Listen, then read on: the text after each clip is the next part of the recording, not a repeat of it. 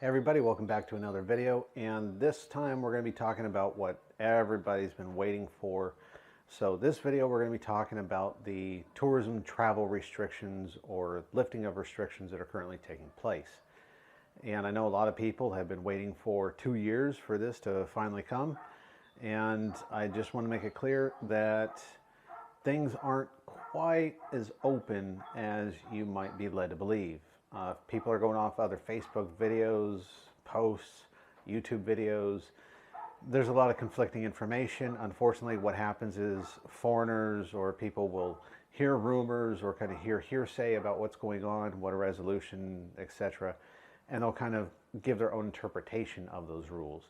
What I'm trying to do here is to actually break down what the proper rules are so that you have a better understanding. Also understand that this country is notorious for changing their rules very frequently. Sometimes a day after they give an announcement, the next day there's new rules out, a whole new change of restrictions and stuff. So we're going to cover what's right now. I just spent 2 fucking hours going over all the latest resolutions and this and that to make sure exactly what the rulings are and what the restrictions are. So before we get into that, let's just do a little bit of background so you can get a understanding of what the agency is involved. So we have the IATF, that's short for the Interagency Task Force. It's actually the Interagency Task Force of Emerging Infectious Diseases or something like that. But the IATF, that's the agency that actually spells out, breaks out the rules regarding who's allowed in, when, for how long, all that kind of crap. So IATF resolutions are basically the doctrines, the documents. They're the full breakdown of the rules that are saying who's allowed in and stuff. At this time, March 22nd, the current resolution that looked like it's the most up-to-date for the basic rules is going to be IATF Resolution 160B. I'll put a link to that document in the description so you can actually download and look at what it actually says from that agency directly.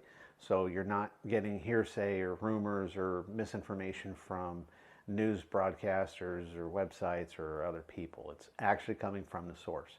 I'm also going to put a link in there to the IATF's resolution main page so that as new resolutions are released, you're able to go to that page and get updated information. There's a chance that within the next 2 fucking days there might be something new that comes out, changes rules. But the IATF is the one you're really going to want to focus on. Don't worry about the Department of Tourism and all these other places. It's IATF. They're the ones that make the rules. Another thing you need to be watching out for are what are the so-called alert levels of the country, especially the places you're going to be going to, your end destinations. So initially, when all of this quarantine stuff started, we had differentiations between the levels of restrictions. So we had the GCQ, or General Community Quarantine. We had an ECQ, or Extended Community Quarantine. They had all these levels in between and all this ECQ, GCQ, MECQ, blah, blah, blah. The fucking alphabet soup of shit just become too complicated. They kept on creating new levels of restrictions. Essentially what these levels of restrictions do is whatever a city or province's area of restriction is, that's going to determine a lot of things. What is the percentage of capacity that a business is allowed to be open? So let's just say a dine-in restaurant. If you're under a higher alert level, you might only be allowed 50% capacity. So that means out of all the seats that are available within the restaurant, 1 seat you can sit at, the other one nobody sits at, sit, no sit, sit, etc. So 50% capacity. Depending on the restrictions level, it might go to 70%, 80%. It might be certain restrictions. There's no dine-in allowed whatsoever. And it's also going to determine your public transportation capacities, which transportation is even available. If the restrictions are high enough, you might not even see public transportation out there unless it's something like hiring a private vehicle or something. But there's just all these different factors that come in. Now they actually have alert level 1, 2, 3, 4, 5. I think it's just a 5. From what I understand right now, alert level 3 is the highest anybody is currently at, which is pretty strict. If I'm not mistaken, they just placed like Metro Manila under alert level 1, which is the lowest level. Essentially, that means most businesses can be open at like 80% capacity. Still got to wear a mask everywhere you go. Luckily, though, a few months back, they removed the requirement. So now you don't have to wear that stupid face shield everywhere you go, unless you're going into certain places like hospitals. But typically, though, when you're outside, no more face shields. But you do have to wear a face mask. From the moment you leave your house, you must be wearing a face mask. You are only allowed to remove your face mask when you are eating, drinking, or smoking. Obviously, you have to do those in certain areas, and you can't just be lollygagging around with your chin diaper on, walk around with a fucking bottle of water and be like, nope, I don't gotta wear it because I'm drinking. They'll bust your ass for that, trust me. So getting that stuff out of the way. In the past, the way it worked is those that were being allowed into the country, such as foreign spouses and stuff, before you can even come into the country, you have to have a negative test with the results within 48 hours of your departure. When you arrive in the country, you'd have to go to a quarantine facility. So they would give you a swab. You'd go to a quarantine facility, which is usually like a hotel, and you would stay there for a certain amount of time until the results came back. For a while there, the results could come back the same day, sometimes 2 or 3 days. And once the results come back negative, then you're free to go on to your destination, where you have to self-quarantine at your house for the remainder of that 14-day period. And there were, a lot of these places, you go to quarantine hotels and you might be there for 5 or 6 days. So you got to wait for your negative results. If you come back with a positive result, you're going to be there until they test you again. And if it's still a positive result, they're going to watch you for symptoms. They might put you in a medical facility, but let's just hope that you don't have any of the positive symptoms and you get a negative test. So with that being said, what they did is back in November, I think it was November 28th or 27th of 2021, they made the announcement through the Department of Tourism and the IATF. They announced they were going to be reopening the Philippines to tourism. International tourism was going to be allowed. And then November 29th, they changed it. They canceled that decision. They revoked it. The reason that they say is because right at that time, they were seeing the spread of this new Omicron variant, and they were afraid of reopening the country to another outbreak, so they canceled the reopening. Then in January, towards the end of January, they made another announcement. This time is starting February 10th, we're going to allow people into the country for tourism with certain exceptions. Now, the original announcement that was released, this was IATF Resolution 159. This stated that both vaccinated and unvaccinated travelers were going to be allowed into the Philippines. The catch is only from people that are coming from countries that are visa-free. In other words, if you're from the U.S., you don't have to get a visa before you arrive here. When you arrive here, you stay for 29 days for kind of free. You don't have to have a visa. Once you hit the 30-day mark, you have to go in and get a tourist visa, which you can then extend. But you don't actually have to get a visa before you come here. Now, a place like China, you have to have a visa before you come to the Philippines. So with the new resolution, the new restrictions, if you're from a visa-free country, such as the United States, you are going to be allowed to come in as part of this new tourism influx. If you're from somewhere like China or somewhere else that requires a tourist, some kind of a visa first, you're not allowed in. Unless, yeah. So those were the original restrictions.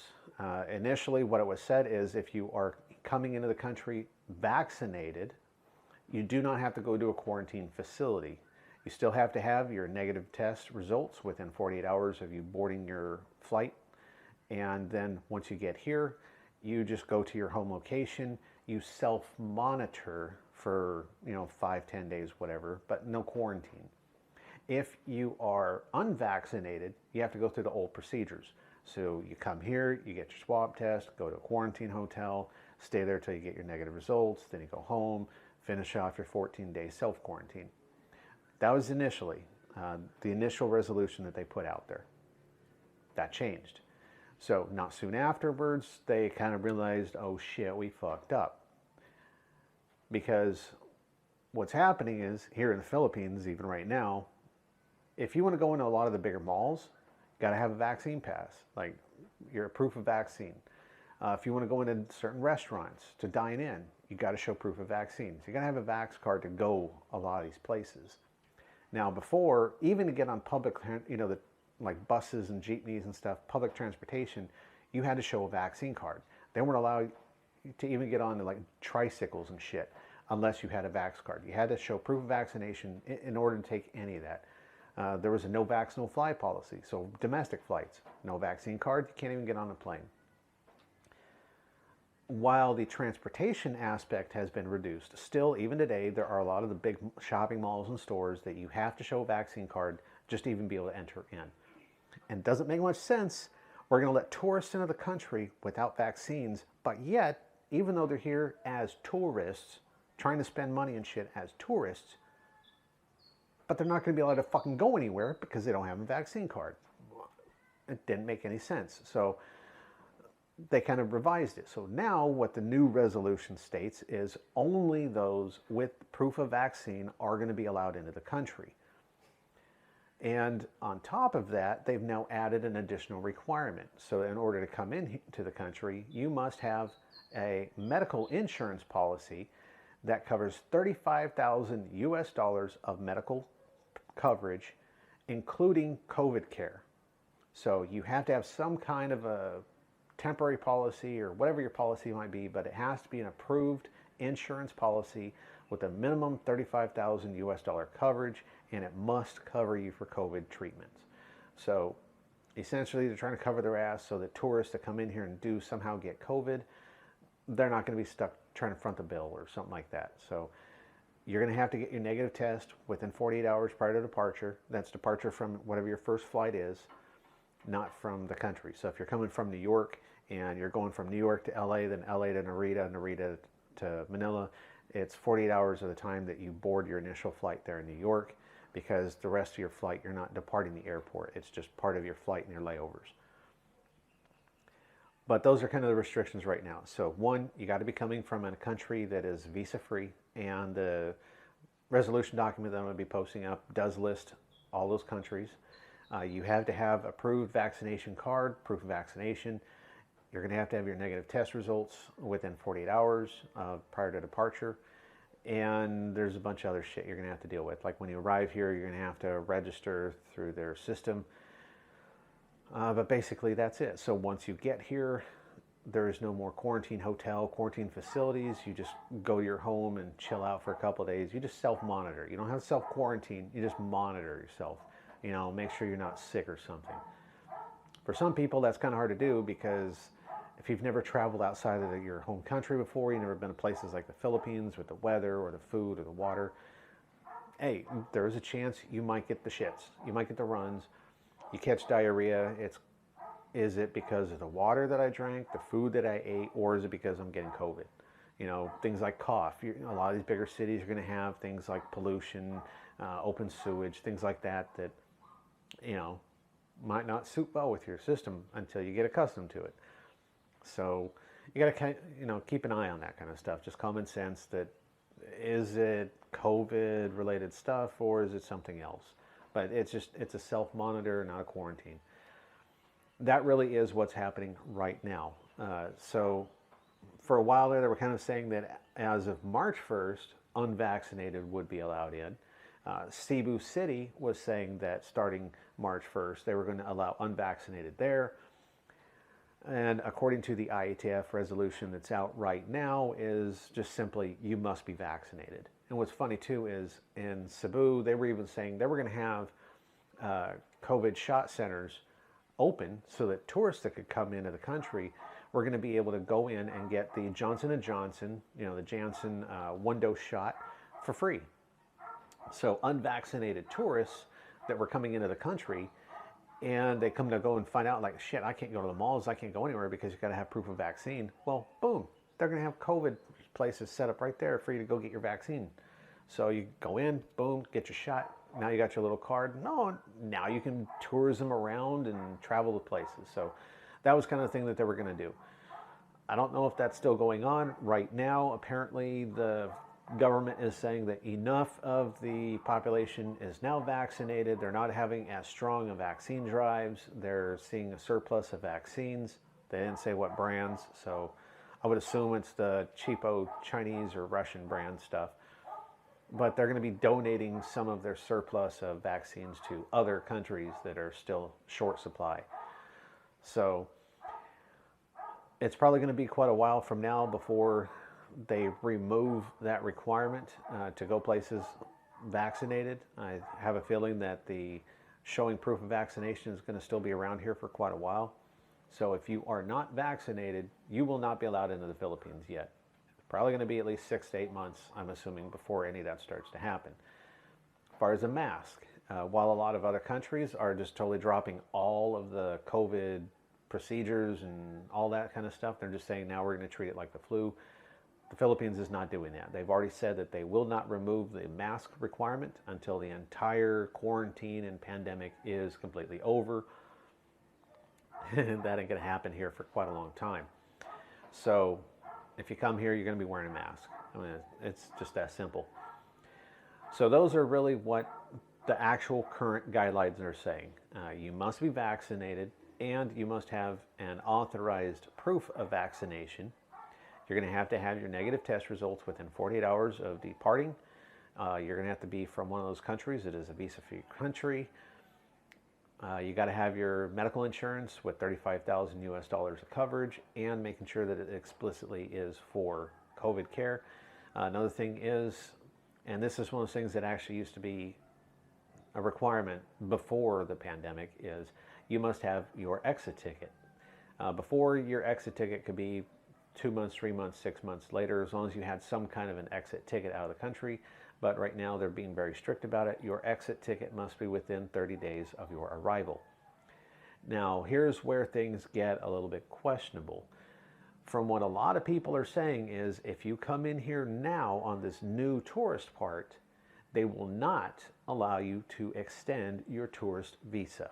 So once you've been here for 30 days, you've spent your money, get the fuck out and come back again later.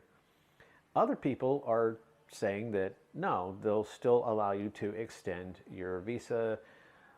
It's questionable. We haven't really had that many people here yet that have been here long enough to even attempt to extend it yet. We'll see how that goes.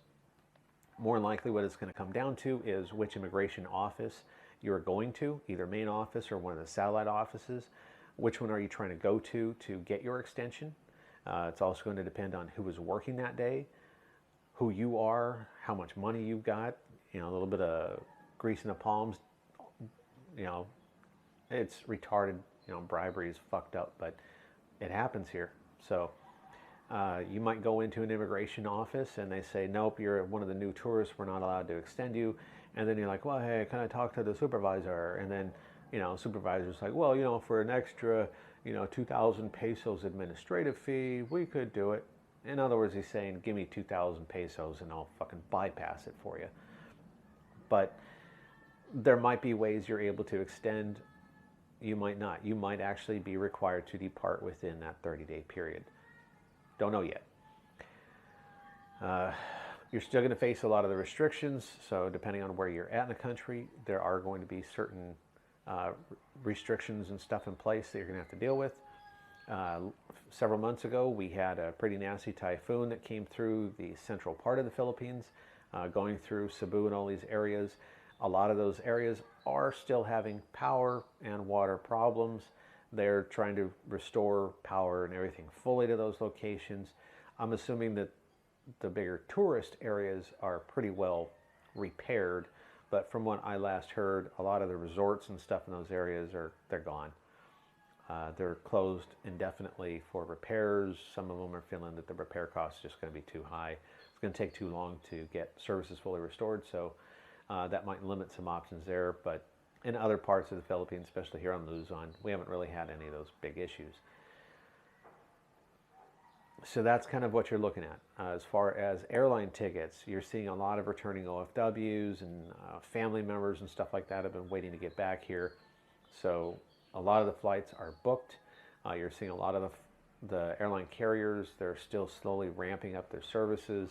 They had shortages and stuff for quite a while. So right now, ticket prices are very expensive and it's hard to find seats. You might end up having to only look at business or first class as being the only options available. That's going to cost money. Really depends on how desperate you are to get here. You also have to just kind of think about in the future, while your ticket prices would start to drop down because things are kind of normalizing as far as flights go. We also have the Ukraine shit going on. This is causing oil prices to fluctuate and go up, and there are already carriers that are increasing the ticket prices to account for the increase of fuel.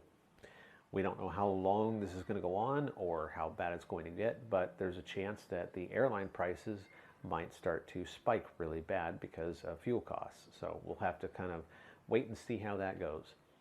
I don't do regular searches on, Google Flights or anything like that just to estimate what ticket prices are. That's not something, there's just so many variations within that for me to say like, oh, well, the average ticket's $2,500.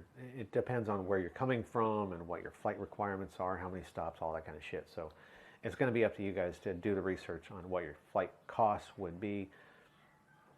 But my personal recommendation, this isn't the time to come here as an actual tourist. So much stuff here is still closed down, or the places that are open, it's not going to be as enjoyable as it was before because you're going to have all these different requirements and restrictions and just all the crap that's going on. This isn't really what I would think of as being a totally enjoyable, open and free tourism experience. Even if you're at beach resorts and stuff, it's still going to be a pain in the ass because a lot of these fucking places are still going to probably be like, put your mask on, where's your mask? Better put your mask on. You're going to have to be dealing with that bullshit. So I wouldn't want to really come over here as a tourist. Now, if you're thinking of moving over here, living here isn't all that bad right now if you can get around just dealing with the bullshit. But trying to come over here for your scouting trip, coming over here for a couple weeks or a month to just kind of go around and take a look at what options are available to see if you want to move here, you can do that, but just realize that the tourism fun aspect isn't going to be quite as, it's not going to be the same. If you're looking to just look at places to move and stuff, you're still going to be able to find housing and things like that available. The housing situation here has been kind of just all over the place. But that's really what is going on with the whole state of tourism being open and everything else. Again, right now, the current IATF resolution, all that information is going to be posted so you guys can read it yourself and make sure that you fit within those guidelines, that you're okay with those rules. And also by having the link to all the other resolutions as they come out, if you do decide you're going to go ahead and grab a ticket, you can still monitor all the new resolutions to make sure there aren't any changes that are going to affect you. If you look at the resolution, look at the restrictions, and you see like, okay, right now, I don't want to deal with that bullshit, I'm going to wait a little bit, you can still keep an eye and monitor those resolutions to find out when restrictions have eased up enough to where you're comfortable going there. One of the other things is some of those resolution documents are also the ones that state which areas are under certain restriction levels. So let's just say, for example, you want to go to Subic Bay. So if you look on the resolutions, it's going to tell you for that province or region or whatever, what their current restriction level is. And you can kind of see like if they're at level 3, and you're like, nah, fuck that. I'm not going to be going there when they're all tight ass. I'm going to wait till they go down to like level 2 or level 1. You can keep an eye on those resolutions. And once you finally see that area drop down, then you can try to plan your trip out here. Just also be aware that throughout the last 2 years, every 2 weeks is when they do their general updates. So every 2 weeks is when everybody finds out, is your region going to be staying at the same restriction level? Are they going to increase the restrictions, or are they going to lower it down? Every 2 weeks is when we find that out. There have been a few times where 4 days later, we all of a sudden get told, no, sorry, you're back in lockdown. Wait, no, you just said we could, no, you're back in lockdown. So while it's typically every 2 weeks, sometimes it can be every week. It just depends. You just have to keep an eye on it. Hopefully this has been useful information for you guys that are thinking of coming over here. I know a lot of people have a lot of questions, and if you have any questions about the resolutions, the rules, the agencies involved, my opinion or what I've seen, you're free to leave comments or send me emails with questions. I will do what I can to answer those questions. If it's something I can't answer, I will provide the best links that I know to people that might be able to get you that information. But it's still, let's just be honest, it is still kind of a clusterfuck of things going on here. Things change constantly, so you might buy a ticket tomorrow to arrive here next month, and 2 days before your flight departs, boom, rules change, your flight's poof, gone, and it ain't happening. It could happen. So if you got any questions or anything, I'll try and help out as best I can. And for those of you that are going to try and, come on over here with all the fun going on, good luck. Still, if anybody does end up coming over here, I'm not in a location where I'm going to be able to meet anybody, but once you get here, if you have any questions that I am able to assist with, I'll do my best. Everybody is at any time free to send me an email. I do read and reply to all emails that come through. So thanks for watching, and hopefully this has been useful for you guys.